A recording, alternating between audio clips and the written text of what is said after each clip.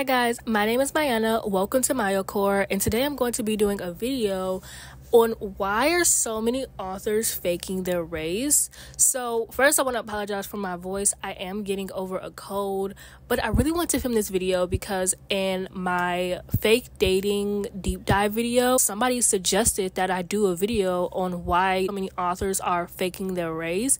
And then I went down a rabbit hole of watching with Cindy, and I actually became like very fascinated with this. So I decided to make a video. So basically, if you aren't aware of what's going on, there have been a lot of authors within the past like month that have been faking their race, from authors pretending to be Latinx, which that's what they refer to themselves as, authors pretending to be Asian. I just wanted to take a second to say that this part of the video isn't really to go in depth on what each of these people did. I highly encourage you to check out Cindy's videos. I will link them down below. They are full videos about all the situations. I was just making them very brief so that I could get into my main point, which is really deconstructing like how racist this actually is and the misinformation that white people may have, like this idea that like they should fake their race because people of color will get deals easier, especially because I saw a video that was saying that like that's what publishers are looking for, and they like set it on their site or whatever, and no matter what publishers are saying, the stats are showing that that is not true. While I was editing this, Catherine Ann Chiang made a video where she talks about a brief history of Asian fishing, and is Yellowface a prophecy or is it actually a documentary? And I'll be leaving it linked down below. You can find all of my videos linked in the sources section of my description. A few months ago, I did a video on Kate Corain, who didn't fake her race, but she did create a bunch of fake accounts on Goodreads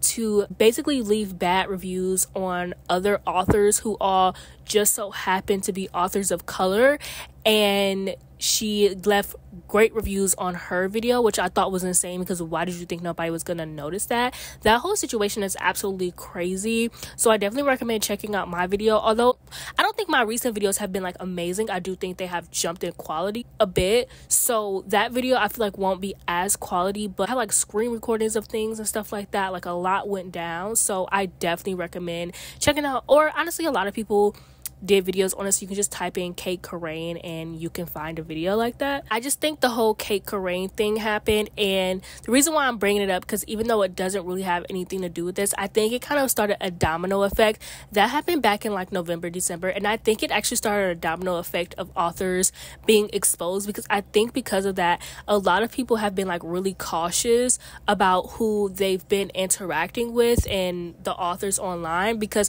that situation was genuinely insane. Like there was so much going on. I just found it like very crazy, and the idea of like creating multiple accounts isn't the only time that that's going to show up like in this video, which I find very fascinating.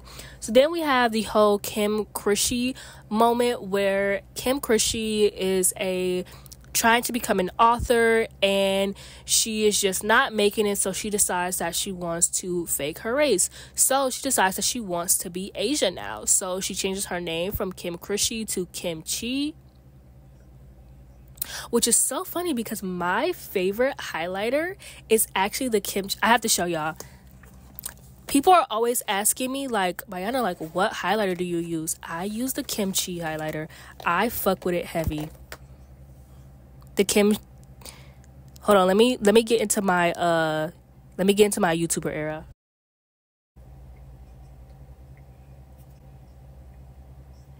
Let's not talk about how fucking dirty it is, okay? I keep all of my makeup in one bag, so I'm not one of those like dirty makeup bitches. I keep all of my makeup in a bag.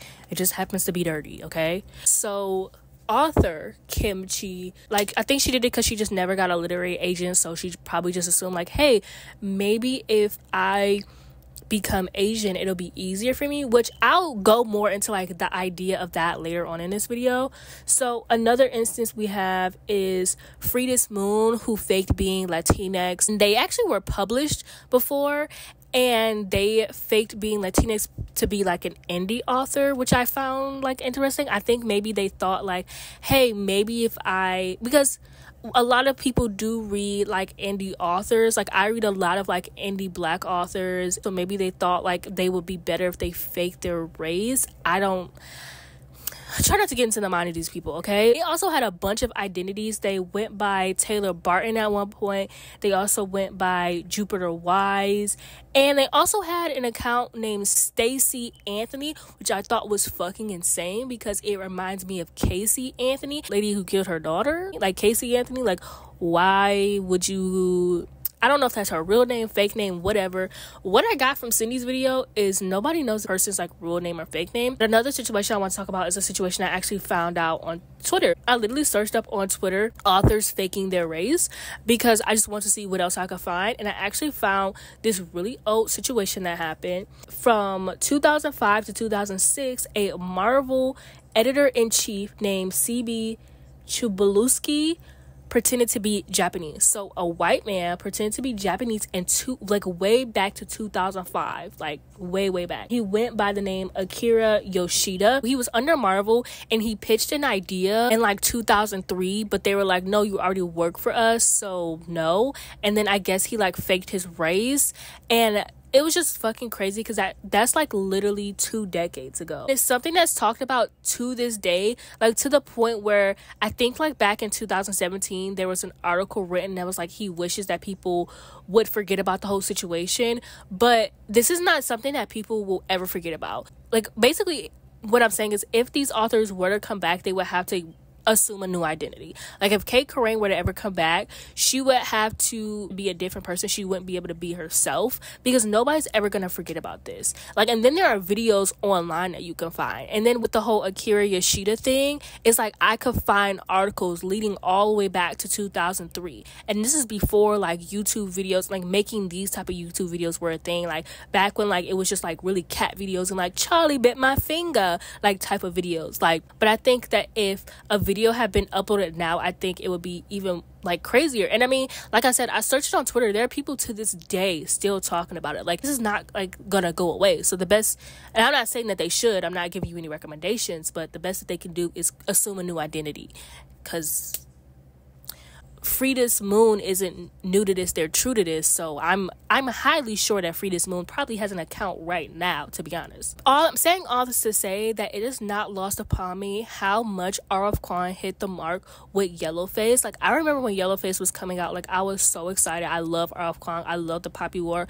I read Yellowface. I thought it was a really good book. Like I had a lot of fun reading it. I just think that the ending, like I don't think the book knew if it wanted to be like a thriller or like a literary fiction or like what, and so it kind of leaned into like both a little bit, and I just didn't think that kind of worked for the book's ending. I think it worked for the book, but the book's ending, I kind of wanted the ending to be a little bit more like thriller-y, and then like the way, and then it's like even if it wasn't, like I'm not the fucking writer, so who cares what I want, but even though it didn't end the way that I wanted, it still like wasn't a great ending. But I ended up giving the book like 4 out of 5 stars. But I'm saying all this to say that either way, R.F. Kuang kind of is a prophet, because there's no way that a year after she wrote this book, 3 people would be found out to be faking their race. And I not saying that I don't think that if she never wrote this book it would have never happened, but I just think that like that book actually helped people like keep an eye out and be like, oh shit, like something like this could, well, when I was reading the book, I wasn't like something like this could happen, because I'm not familiar with the publishing company, and so I don't know. And it's like when you're reading a book, you're like, oh my gosh, but who knows. Now we're on to our next part, which is that authors faking something that they aren't isn't necessarily something new in the industry. Such as in fantasy, a lot of women authors will sometimes go by their first and middle initials to be seen as like more like genderly ambiguous, because a lot of the times men in the fandom won't read fantasy. I think this is more so pre-2020. I feel like after 2020 a lot more women, because I'm not saying that women haven't read fantasy, it's just like fantasy is known to be dominated by men, and then romance is known to be dominated by women. Not saying that either don't overlap or anything like that. I'm a reader of like all these genres, but it is a known fact, like authors like R.F. Kuang, like she made her name something like more like that seemed like genderless, so that way people like scrolling through like the fantasy aisle would pick up the Poppy War, and they would like, if they were to see Rebecca Kwan, they would be like, Rebecca written by a woman? Not really, because misogyny, duh. So then if they pick up the Poppy War and they see R.F. Kwang and you don't know if it's a woman or not, then you're reading, you're like, oh, okay, this sounds interesting. Or even V.E. Schwab, although I'm not actually sure if V.E. Schwab does that. I do know like her adult books are V.E. Schwab, and then like her middle grades are Victoria Schwab. I don't really know what's going on there. I'm not like a huge fan of her, but I did put her in my notes. But there's also thriller authors. So authors like Riley Sager. Riley Sager made his pen name something that sounded a bit more feminine, because thriller readers are more often than not women. Same with AJ Flynn. Like, he made his name sound a little bit more like ambiguous. Like when authors do that, like first and middle initial, it makes it easy for it to be like genderly ambiguous, so that way when someone's scrolling through the aisles, they can like pick up this book and be like, oh, okay, like whatever. Like I remember when I first saw Riley Sager, I thought Riley Sager was a woman, especially because all of Riley Sager's characters are women. But that's not to say anything bad about it. Like, I know with Grady Hendrix, all of his characters are women, and I'm love and obsessed with Grady Hendrix. I just don't give a fuck about Riley Sager. This is not a Riley Sager hate video, let me not. So authors faking their race also isn't something new. I think with the internet, like for me personally, I just thought that like it wouldn't be as easy, because with the internet, authors shouldn't be able to fake their identity. It's easy to fake your identity on the internet. Like, that's why people get on here and they create a nickname of their own, and it's like the craziest. Like, it's like Fork, you know, like people are like, oh yeah, call me Fork. Like, you can do that with the internet. But when you're an author, you're a published author, it seems like it would be harder, but clearly it's not. Okay, so now we're going to get into like what my opinions are and like why I think that they do this. Yeah, so I set the diffuser for vibes, but that shit is making my room muggy as fuck, so I have to turn that off. I think a lot of white people just think that we have it so easily. It's also racism. Like, you look at someone who's a certain race and you're like, oh my gosh, they're just getting things so easy. Like, people just do things out of diversity now.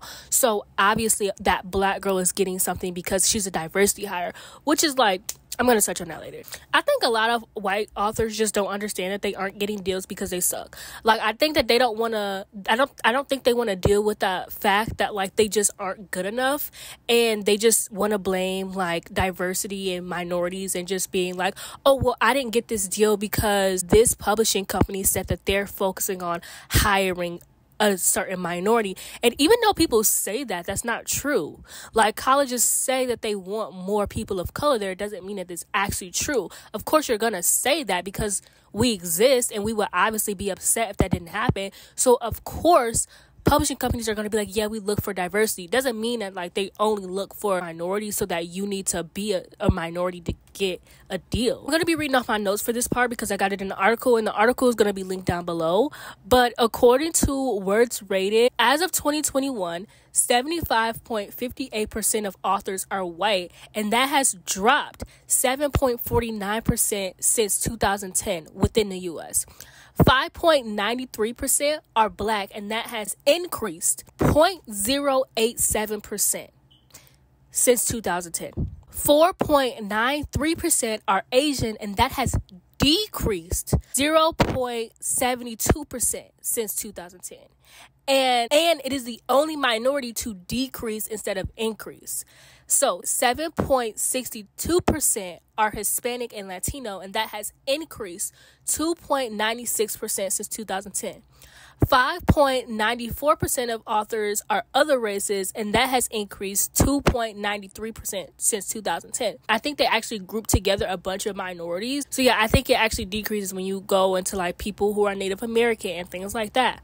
Out of all the authors, 16% have been LGBTQ related. Black authors started to get published more in 2020 because of the Black Lives Matter movement, because black people started demanding that we be represented more in the book spaces. Like, I know for me, I did a lot of work with this group that I had called the Unfriendly Black Hotties. It was originally just a group that I put together for black creators just to be friends and help grow our channel. We ended up starting a book club where we wanted to promote black authors, and I feel like that helped a lot of black authors, even if it was even just a little bit. I just saw so much within like the community and people subscribing more to Black booktubers. I actually still have my Black booktuber playlist on Mayana Reads, and I actually still try to update it as much as I can. I'm always looking for new Black creators. I'm always looking for new people to watch, new authors, like whatever. So like I try to keep up with it as much as I can. I just don't use that account as much, but it's still up there. I'm never gonna delete it. And so I feel like in 2020 we saw a lot of like people supporting Black authors,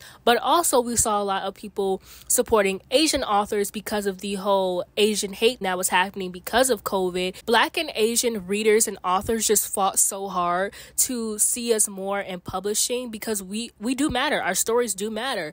And I can't speak for the Asian community, but I do know for myself, I start to notice that a lot of people stopped caring after 2020. Like they stopped caring about Black people. Like a big reason as to why I even stopped using Mayana Reads is because I felt like my channel was a dead channel. Like I was getting so many views and so many people were commenting and caring and coming to my live streams, and then all of a sudden, like out of nowhere, people just stopped caring and my views started to dwindle, and it really started to affect like how I saw myself and how I saw my content. And even though my content wasn't amazing, I don't know if that was the same thing that happened within the Asian community, but I know that was a huge struggle within like the Black booktube community. So I can only imagine what was happening for authors. Like there were probably people just buying so many Black authors, and they probably have like all these Black authors on their shelves of books that they're never gonna touch again. And then after 2020 they probably were like, yeah, I don't give a fuck, and then I own the author, so it's good enough, but they're not actually reading the book. It's been 4 years since then, and I'm not gonna say that publishing would completely shit. I feel like 2020 did help a lot. Like I've been seeing more Black stories. I'm a huge adult fantasy reader, and one thing that I advocate for is that I want to see more Black adult fantasy books, and I feel like every year I'm seeing more and more of that. It's low-key gotten kind of dark, sorry, but I feel like the vibes, like let me turn my light on. I feel like the vibes are like kind of vibing in here. So basically I'm saying all this to say it's been 4 years since 2020, and even though the publishing industry has gotten better, it has not been the best. And Cindy says something in one of her videos that I really love, where she said, when you are a person of color and you write own voices, your stories are limited. You are a Black author in traditionally publishing, you are expected to write about our trauma. I can't speak for any other race, but I do know that it is similar. But I know for Black people, it's like our trauma is supposed to be like used to make a story interesting. We're supposed to have racism in our books to show people like how we can defeat it, or have microaggression of all of our books, or use racism as like a plot device. And even though for certain things like Get Out, it worked, and I feel like Get Out started like this new trend of things in like a lighter way or a better way. I feel like the way that Jordan Peele movies, he's such a genius, and I feel like in books where we're starting to see a little bit more of that, like When No One Is Watching or Ace of Spades, and like even though they deal with like racism and microaggression, I feel like there's a bigger issue going on there, and that's what I like, because with Ace of Spades and When No One Is Watching, stuff like that does happen. Like if you read the end of the books, like stuff like that does happen. I don't want to spoil it for anyone, but they seem crazy and outlandish to some people, but if you Google, stuff like that does happen to us. So I do feel like it is a bit hypocritical to be like, girl, well, how can you complain that we have this, but then you said you also like it? I just like the way that it's used in both Ace of Spades and When No One Is Watching. But like my sister, she doesn't like to read it at all. So like when I recommended her Ace of Spades, she was like, does it have racism? Does it have microaggression? And when I was like, yes, she just didn't want to read it, and I can't push it upon her. And honestly, as someone who grew up reading, there was a time in like 2016 when all the books publishing were all about police brutality, and they weren't for Black readers. They were for white readers and to teach them about racism. So it was like, where are the books for me? Around that time, that's why I really took to Nicola Yoon, because she was writing Black stories where like race wasn't the important part of the story. And it's like now we're starting to see more stuff like that, where it's like Black girls and boys can just be loved. Black girls and boys can just be in a fantasy book. It doesn't have to be tied to like our like history or racism or anything like that. And it took so long for us to get here. In a publishing sense, if you were to write things like that, they would publish you immediately, because it's still easier for white audience to read that and learn something from it. It feels like it's never meant for Black readers. it just kind of reminds me of like Bridgerton, which I love Bridgerton. I'm obsessed with Bridgerton. And it just kind of reminds me of like when people are watching Bridgerton and they see like black people and people of color, they're like, oh, this isn't historically accurate. And it's like Bridgerton is playing modern music on a fucking violin, and their outfits definitely aren't up to par with the period that they in. People of color being able to live freely should be the least of your worries. It's like we never get to live. We never get to imagine ourselves in these situations. There was an adaptation of Sense and Sensibility by Jane Austen, and it was a Hallmark adaptation. I absolutely loved it. It was amazing seeing black girls in like Jane Austen, seeing like two black girls in it, and it's like, I know that people are like, oh, it's historically inaccurate, it doesn't make sense, and it's like, who cares? We want to just be able to see ourselves. I love period pieces, I love classics, I love historical fiction. It's so much fun. Why can't I see myself in these things? Why? Like, I know it's not historically accurate, but like, who gives a shit, to be honest? It's fiction. This is not what the video is about. Why am I ranting about this? This is a video for another fucking day. Basically, I think it's unfair and jealous to think that publishers are publishing people of color just because we are people of color and being like, oh, they need to get their diversity points in. That's why they're publishing these people. And it's basically like saying like, hey, this person's writing isn't good enough. They only got hired because they need to be a diversity hire. And it's like, my writing is obviously so much better than yours, so I should be published and you shouldn't. Just because you're a person of color. It's like you haven't read this person's writing. And it's just such a like fucked up thing, to be honest. And honestly, it's just circling back to what I said earlier, where if you were a good author, you would have gotten published. Maybe you're the person who isn't good enough. Have you ever sat here and thought about that? Everything will always be majority white people because white people make up the majority. When it comes to television, when it comes to books, movies, TV shows, it doesn't matter. It's always going to be majority white people. They're always going to cast a bunch of white people. Maybe you just fucking suck. Have you ever thought about that? Let's just take that into consideration, actually. And then honestly, and then it's like you just fucking suck to the max, because there are authors like Colleen Hoover, Rebecca Yarros, and Sarah J. Maas who got published. They have millions of people buying their books, and they write shit on a platter, and people find it fascinating. So maybe you just really fucking suck. Like, have you ever thought about that? And then it's like, damn, you suck so much that it's like your privilege can't even get you anywhere. And then you go and you fake your race, and that doesn't get you anywhere. So maybe you just aren't good. And it just sucks because it's like I can only speak for black people because I'm black, but it's like there's literally a saying that you work twice as hard to get half the recognition. And it's just so unfortunate to see so many authors like pitching their ideas. So many ideas. Oh my gosh, there's so many ideas that I want to read. So many fantasy ideas where it's like, it just sounds so perfect for me, and it's like, I want this on my shelves. Like, can somebody pick this up? Like, please. There's so many characters out there that I feel like I could finally see myself in, and like other things. And it's like personally for me, I love reading diversely.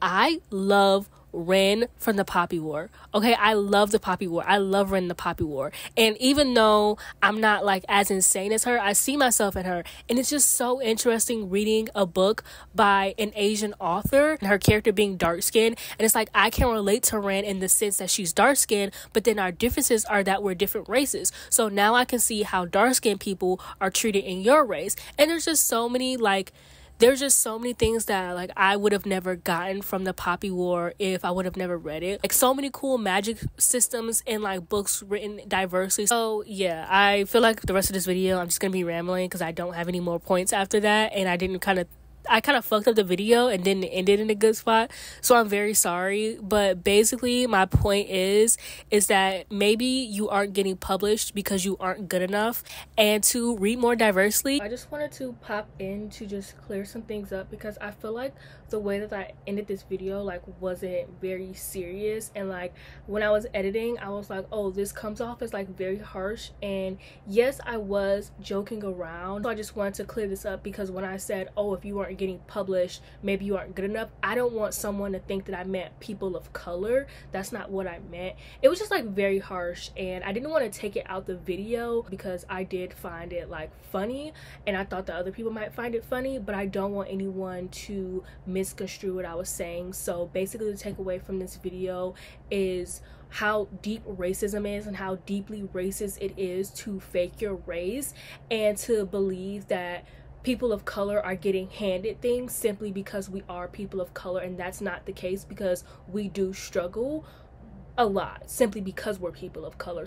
That's all I really want to say, and I'm just gonna leave it off to video me to end off the video. And yeah, so that's it for this video. Don't forget to like, comment, and subscribe, and I'll see you guys in the next video.